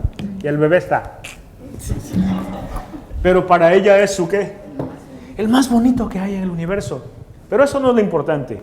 Lo importante es que el bebé está pegado al seno y entonces puede recoger todos los microbios que va a necesitar durante toda la vida para no entrar en carencias. Bueno, esa es la madre tipo A. Este movimiento de la madre tipo A es de 1 a 3 años de vida. Eso quiere decir que el bebé, para la mamá, ninguna mamá estudia para ser mamá. No estudian bebé tips, no estudia el bebé feliz. Imagínense una madre que vivió hace 65,000 años. ¿verdad? No había las revistas de ser padres, ¿va? Ellas lo hacían de una forma, ¿qué? Inconsciente. Entonces, ahí daban leche, y ahí podían fabricar su conexión. La madre tipo A. Pero hay mamás que por sus memorias transgeneracionales no pueden hacer la conexión con su hijo. Y entonces no le dan de mamar a su bebé. Por alguna razón. No tiene que ver con que sean malas, con que sean desobligadas. Uno diría, pero esa madre. No, sino que es algo inconsciente. ¿Ok? Y entonces se llamaría la madre tipo B. Algo hace que mamá sea ambivalente. Esta madre tipo A le llamaremos madre segura, madre de apego seguro. De hecho, se sabe que los niños con apego seguro, de grandes, son muy seguros, tranquilos, relajados. Si sucede un conflicto, lo hacen bien. Aquí vamos a aprender mañana y los siguientes días que el problema no es tener cambios, sino cómo reaccionamos frente a los cambios. ¿Sí? El problema no es tener una separación, sino cómo reaccionas frente a la separación. Porque todos los que están acá, como regla general, para toda relación está inherente una separación. Si tú tienes un esposo, se te va a morir algún día. Si tú tienes un hijo, se te va a ir algún día, ¿sí o no? A toda relación está inherente una separación. El problema es cómo reaccionamos. Y esa reacción depende mucho de las memorias que tenemos guardados en nuestro inconsciente. Entonces, nuestra madre se conecta con nosotros a partir de sus memorias transgeneracionales. ¿Cómo lo vivió ella? ¿Cómo lo vivió su madre? ¿Cómo lo vivió su abuela? ¿O cómo lo vivió el grupo? ¿Ok? Y entonces, ¿cuál es el riesgo de esto? Que el bebé no se sienta conectado con su madre. Y para un bebé, la separación significa lo siguiente, o la carencia. Carencia alimentaria. Y el alimento para el bebé son leche y microbios. Ahora, cada lactobacilo que hay en la leche requiere un movimiento. Porque a ningún bebé se le ha de mamar sin tocarlo. Por ejemplo, las vacas, pues llega el becerro y... Las humanas, ninguna madre tiene a su hijo en el piso y le dice, órale, cómele. Y el bebé. Tienes que agarrarlo, cargarlo. Mi bebé, qué bonito está. La. Y si lo haces mal, el bebé... Hasta que lo agarres bien. Entonces, cada movimiento que hace mamá en el primer año a los 3 va instalando un nuevo microbio. Por ejemplo, se ha demostrado que para que una madre instale el Lactobacillus rhamnosus en su bebé, tiene que tener una pareja. Vamos al asunto de las madres, ¿verdad? Miren, mamá está aquí. Esto que está acá es el espacio del inconsciente de mamá. El bebé se coloca aquí. ¿Ok? Nada se puede meter en este espacio. Si mamá se embaraza otra vez a los 8 meses, porque sucede, ¿sí o no? Y nace otro niño, ya tendríamos ¿cuántos niños acá? Y este se desplaza, y ese es un conflicto. Por eso hay que esperar 3 años para el siguiente, para que este cumpla su ciclo, ¿verdad? Porque hay madres, uno, otro, y el primero... El que le va bien, o sea, el más grandote de sus hermanos fue el último, ¿sí o no? Ese comió bien. Pero no comió. ¿Le dieron qué? Microbios, por eso creció y se desarrolló. Todos los primeros que están acá, ¿verdad? Que me imagino que son los primeros hijos. Casi son los terapeutas los primeros. Quieren arreglar todo. Bueno, entonces, mamá está conectada con su ¿qué? Con su hijo. ¿Y cómo entra papá? Aquí está papá apoyando a mamá. La forma en la que un padre llega al hijo es que esté conectado con su esposa. Si el esposo y la esposa están en equilibrio, es decir, en 8,000 ¿qué? Mamá se siente segura, ¿no? ¿Qué hay que comer, viejo? Y el viejo, por favor, mi amor, si yo estoy acá. A ver, ¿qué la cesárea? Aquí está la lana. ¿Qué esto? Aquí está. Entonces, una mujer que tiene a su pareja, ¿cómo le va? Bueno, una pareja participativa. Ella se siente ¿qué? Segura, protegida, porque si no se va a sentir vulnerable. ¿Se acuerdan la palabra vulnerable? ¿De dónde viene la vulnerabilidad? Me siento sola y ¿qué? Y abandonada. ¿Se acuerdan de esta imagen?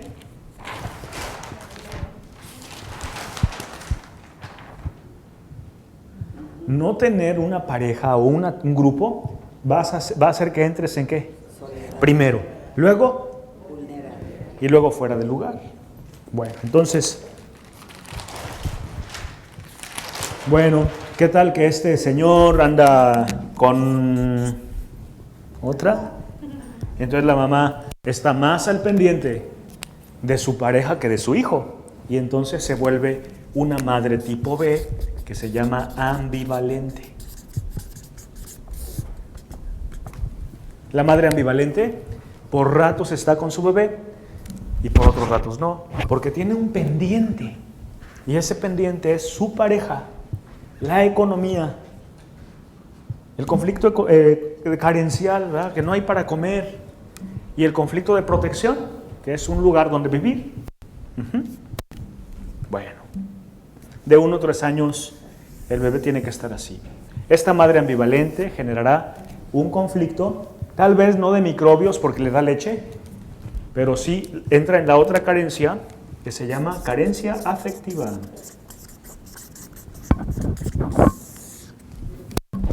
Entonces vamos a tener 2 tipos de carencias a nivel biológico. La alimentaria, que no es saber, que es mamar leche, pero con microbios. O sea, un niño al que le dan biberón tendrá leche blanquita, pero no hay ningún microbio. ¿O dónde los van a agarrar? Bueno, ya traen lactobacilos, pero solo 3 o 4. ¿Cuántos microbios creen que hay en la leche? Colonias, pero en especies, ¿saben? Hay 80 especies bacterianas en la leche. ¿Verdad? Sí. La leche no es algo así como, ay, la voy a hervir, vas a matar los microbios. Esa leche se da así directa, ¿verdad? Bueno, entonces, carencia alimentaria. Entonces, levante la mano, ¿quién de aquí no tomó leche materna? Híjoles, ahora entiendo. Porque si los dejan solos, se van a inflamar, chicos. Miren, el primer principio de la vulnerabilidad por quedarse solo es activar la inflamación como programa. Vamos a imaginar eso se va a llamar el conflicto de la esponja. Una esponjita, cuando está en grupo hace menos veneno.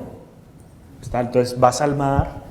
Me tocó, por ejemplo, en Turquía, en el Mar Negro, que había como 20,000 medusas y la gente se metía.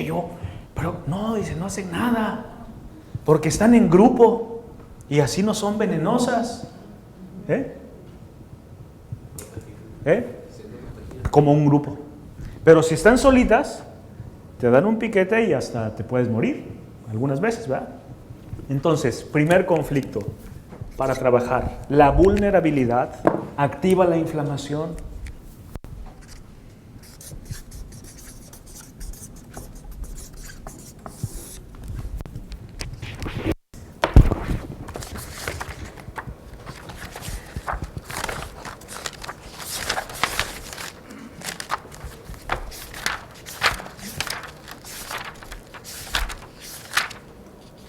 Página 60.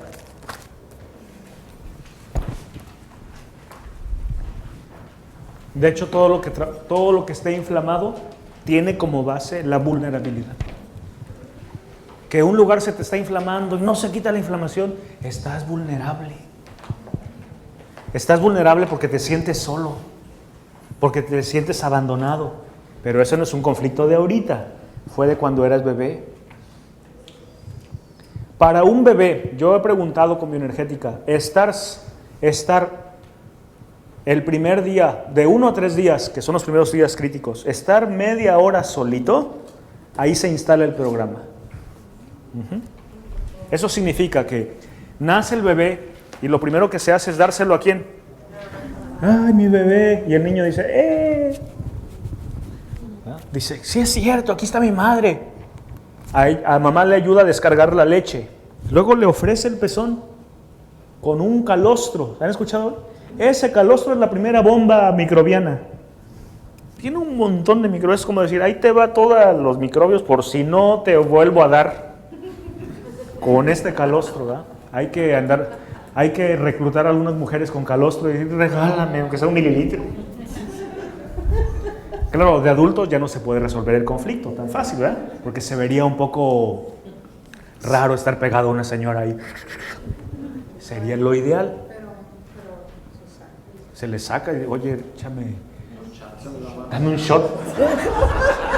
Échame la mano.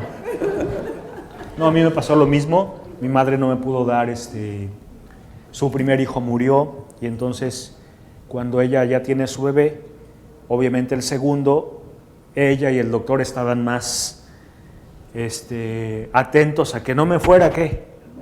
Y es el miedo de los doctores, ¿verdad? Nace el bebé y luego sacarle, limpiarlo, pero toda esa grasa es para que esté vivo, ¿sí o no? Pero lo quieren limpiar de todo porque no se puede que vaya a morir. Y un pediatra que es miedoso, no, que el termómetro, que esto, y lo pone más ¿en qué? En conflicto. Pues sí. Y entonces me dejan media hora solo, ahí en el cunero. Y entonces para eso, para un niño que se queda solo y abandonado, ¿entra en qué? Bueno, yo ya me conseguí mis Rhamnosus, no vía seno. Primero me arreglé el conflicto, después lo compré en unos frasquitos. Y entonces fue cuando tuve muchas transformaciones a nivel de inflamación y a nivel de digestión y un montón de cosas, ¿verdad? Pero hay que arreglarse primero el conflicto, porque si no te lo arreglas, sigues en resonancia conflictiva. Esa es la regla general. Bueno, entonces un bebé el primer día, segundo y tercer día, tiene que estar pegado ¿a dónde? Si lo mandan al cunero, si lo mandan a, no sé, a la incubadora, pues va a sufrir el niño. Tanto que se instaló el programa Mamá Canguro, porque se observaba que niños prematuros que se quedaban en las unidades de cuidados intensivos morían de enterocolitis necrosante. Y entonces se ideó el programa Mamá Canguro, que significaba que un familiar o una mamá tenía que estar cerca de su bebé y se tienen que colocar cada media hora en el pecho de una persona. Llámense personas sustitutas, y entonces así como el niño sobrevive. Todos los que hagan ese programa Mamá Canguro tendrán una placa que se llama Hospital Amigo de la Madre y del Niño, ¿no? Entonces si tienen esa placa quiere decir que en lugar de que la mamá esté viendo al bebé detrás de un vidrio, la mamá está cerca del cunero cargándolo, ya sea porque tiene menoclisis o cualquier cosa, porque se sabe que el niño se muere. Por eso les decía que estar en abandono causa la muerte a corto o a largo, ¿qué? Claro, es el programa más importante que hay que quitarle a la gente, ¿no? Que no entre en vulnerabilidad. Bueno, entonces, estamos en la página número 60. ¿Qué dice ahí la página 60? Las corazas, ¿qué? Antiguas. Las corazas antiguas, antes de ser estructurales, fueron químicas. Quiere decir que para poder defendernos, primero liberamos un veneno o una toxina. Y ante mayor vulnerabilidad, la secreción de una sustancia irritante era la forma de defenderse. Venga para acá, por favor. En usted va a ser muy claro la irritación. Si yo a ella... Espérame, le voy a dar una patada, ¿ok? Y ahí la agresividad. No, si la... Ya me perdón. preparo. No, si le doy si ella se golpea ante la agresión, ¿qué va a hacer su cuerpo? ¿Liberar una qué? Histamina. ¿Qué otra? Prostaglandinas. Porque el cuerpo se siente en agresión. Solo un ejemplo. Ya. Mañana lo hacemos en vivo. Ese programa existe desde hace muchísimo tiempo. Las bacterias elaboran moléculas que se llaman lipopolisacáridos que frente a la agresión liberan ese químico. Ahora, después las corazas evolucionaron a ser estructurales y crearon cada uno de estos tipos de sustancias. Quitina, celulosa, conchas, queratina. Y entonces la agresión puedes sentirte agredido por dos cosas. Porque hay un agresor mayor que tú o con ponzoñas que puedan agredirte, o el agresor es mediano, pero tú eres muy ¿qué? Y ese es el término vulnerable. ¿Ok? Bueno, volvamos. Página número 45.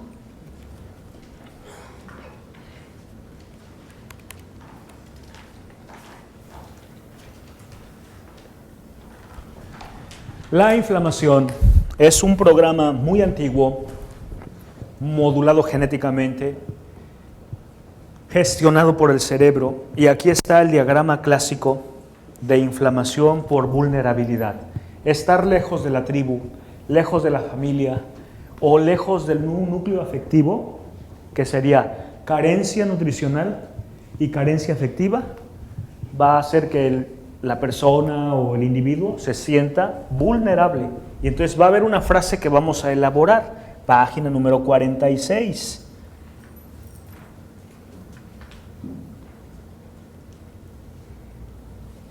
Me siento solo y vulnerable, que va a ser la sensación que va a activar el programa especial de la inflamación. Ese es el que vamos a señalar. Me siento solo y vulnerable. ¿Okay? Eso significaría que no va a haber comida, que no va a haber afectividad, que no va a haber grupo. Bueno. La otra frase es, me siento solo y en abandono, es decir, el grupo está lejos de mí y eso es lo que causa los edemas, las hinchazones en el cuerpo.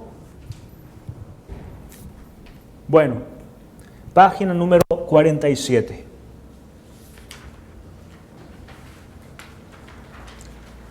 Virchow elaboró los síntomas cardinales de la inflamación y Virchow decía que la inflamación se reconoce por 4 síntomas.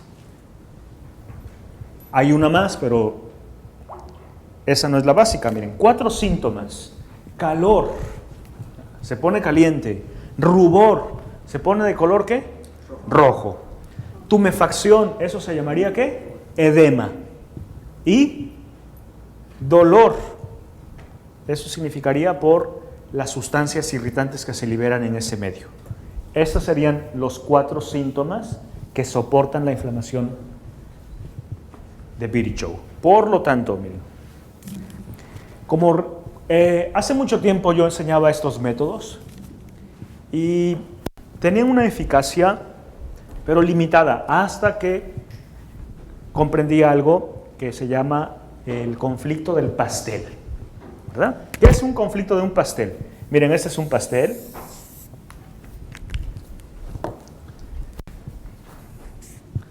Bueno, aquí tenemos un panqué ¿de naranja? De naranja. Bueno, y el pastel. Hay veces que los conflictos son un solo pastel. Pero eso es muy raro. Eso es muy raro en los humanos. Los humanos tenemos así, rebanadas.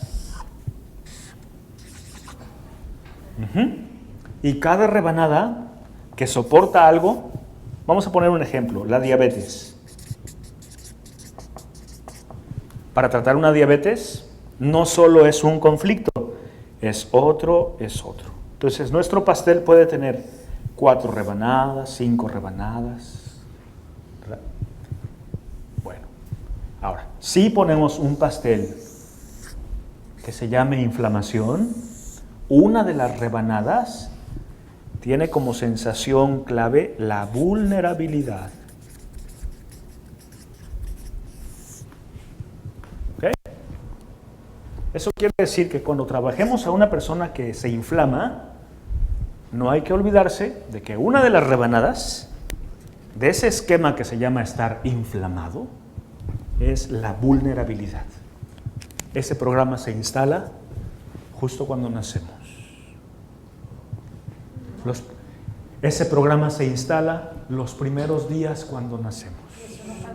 ¿Eh? Sí, pueden caducar, pero ahí se instalan. Cuando nacimos y mamá no estuvo cerca porque era una mamá ambivalente, tenía un pendiente que arreglar y no nos podía ofrecer ese recurso que uno ocupaba, ¿verdad?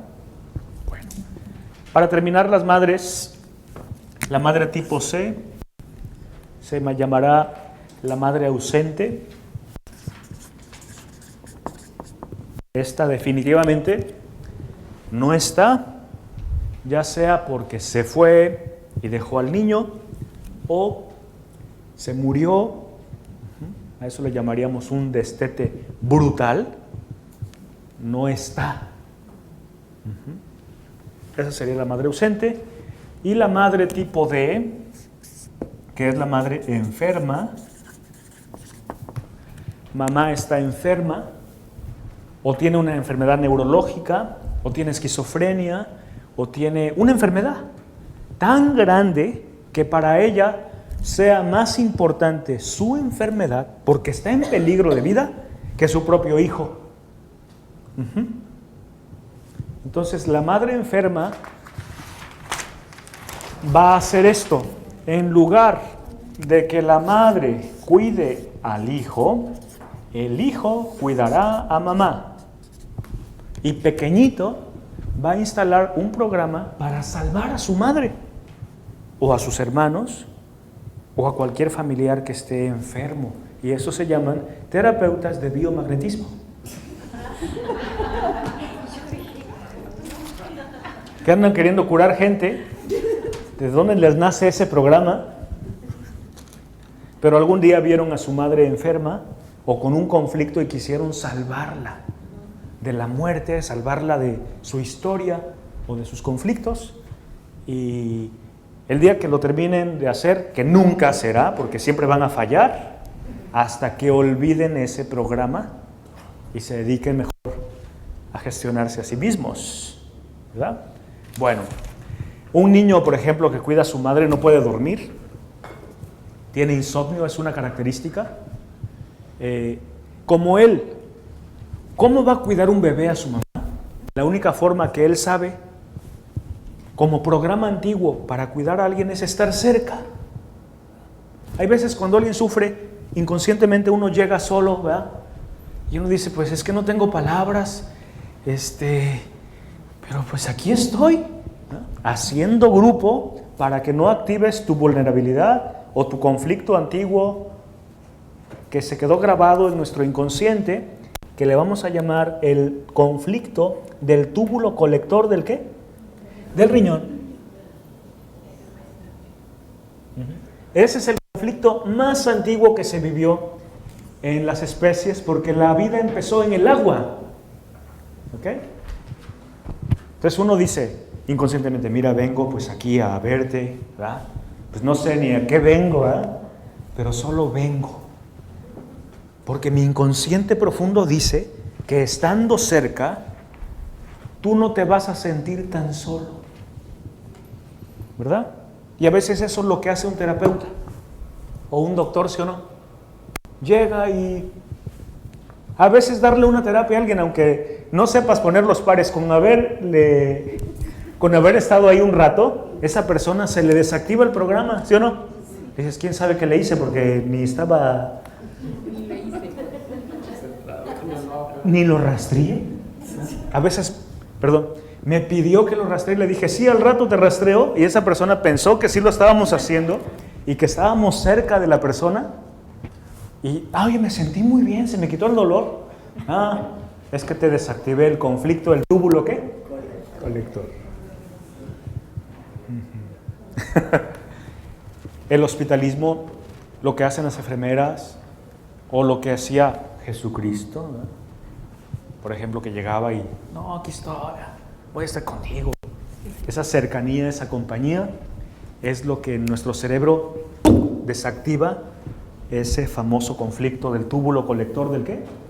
Del riñón. Bueno, aquí en la página número 46 está escrito cómo se hace el protocolo del conflicto del túbulo colector.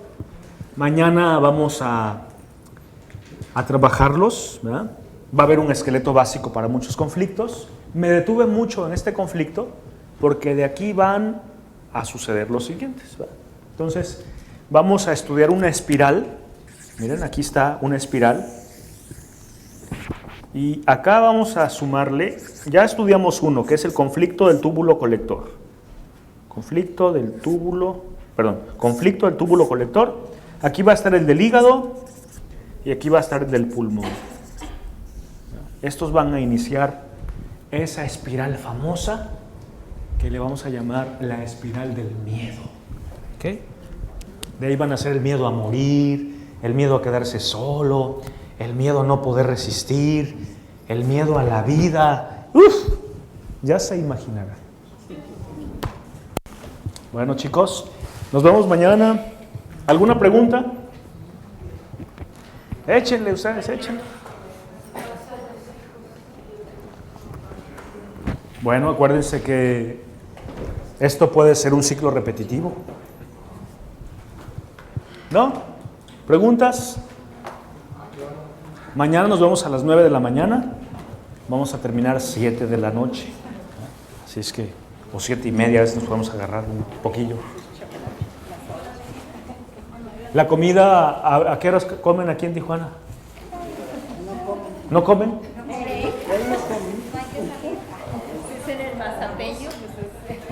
Bueno, ¿les parece que salgamos a comer mañana a la 1:30?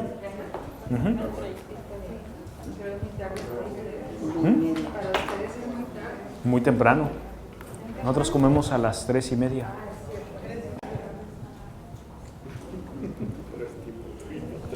Pero para mí sería 3:30. Cuando come. Bueno, entonces mañana 1:30, chavos, chicos y chicas.